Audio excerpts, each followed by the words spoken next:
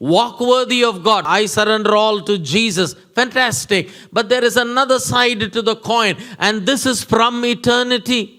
Ephesians 1:4 says, God chose you and called you before the foundations of the world. 2 Timothy 1:9 says, God saved you, God called you even before time began. That means you pre-existed time. Your purpose of God pre-existed the foundation of the world, and you carry not only a joy that God has a purpose in your life, you carry a responsibility to walk worthy, create your life worthy enough of the calling that God has called you. Question, are you committed to God?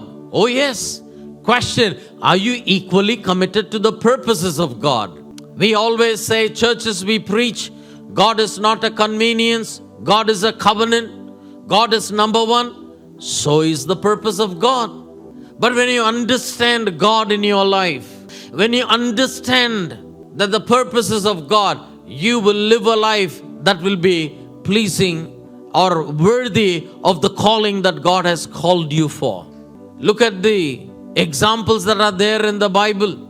They were not only committed to God, they were committed to the purposes of God. Paul the apostle says, none of these things move me.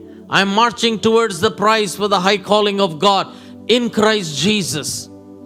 People, one of our endeavors in Church for All Nations is not to prepare you, only to prepare you that you will live for the Lord. That means the result will be you live a holy life, you live a loving life, you live a giving life. Okay, when the offering comes, you give. Maybe you give your tithe also. But I'm taking you into another realm of living for the purposes of God. How do you walk worthy of the purposes of God? Number one, we learn to live with each other. When I live for the person, I live for Jesus. But I live for the purpose, I learn to live with each other. But I don't stop there. I train myself. I am available as much to the purposes of God as I am available to the person of God.